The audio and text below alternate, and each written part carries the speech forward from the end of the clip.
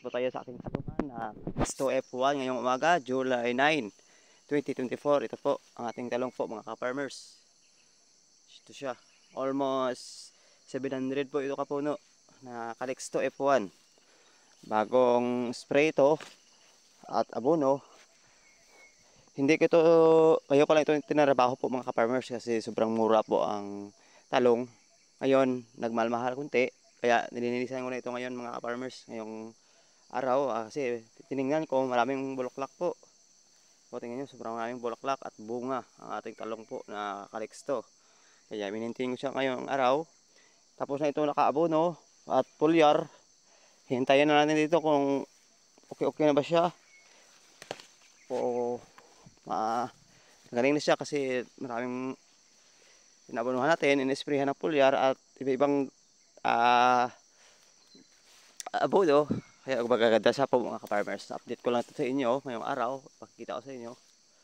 Tapos sa mga ka-farmers. Calixto F1. Maraming nanguud kasi hindi ko na-maintain. Maraming tinamaan po ng uod dito mga ka-farmers sa ating talungan. No? Katulad dito. Tinamaan po yan ng uod. Yan. Uod yan tumira. Kaya sana maka-recover na itong ating talungan mga ka-farmers. I-update ko lang ito sa inyo para makita nyo rin kung ano kagalagayan ng ating talungan. Pero ngayon, nakita ko magaganda pong mga bulaklak at magaganda siya mga ka-farmers. Maraming bulaklak na po. Sana maka-recover na itong ating talong na Calixto. Pero kung baguhan pa kayo sa aking channel, huwag nyo pong kalimutan mag-subscribe. Click rin ang aking notification bell para updated po kayo sa mga video natin na i-upload o iba-iba pang vlog na gagawin. Ayan po mga farmers, tingnan nyo.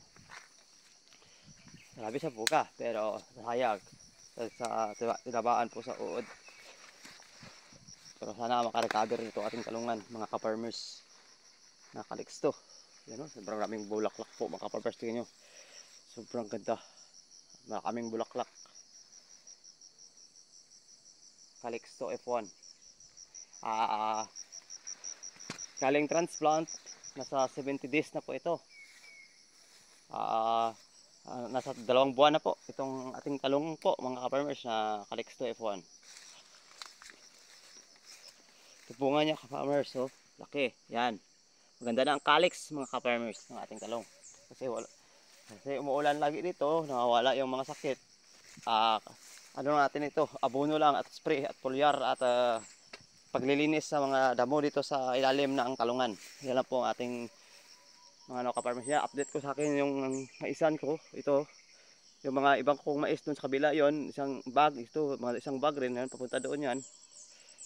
At doon rin ako sa ilalim na mais. Ito po, in-update ko sa inyo mga ka-farmers. Sana makarecover na itong ating talong mga ka-farmers. Sige mga ka-farmers, dito lang muna tayo. At salamat sa iyo panunood sa aking mga vlog ko.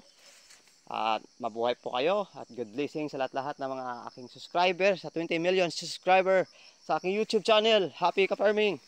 At sa bumubuo po sa aking TikTok, salamat sa inyong panonood lagi sa aking mga vlog o sa aking mga pinopost na video. Sana marami kayong matutunan.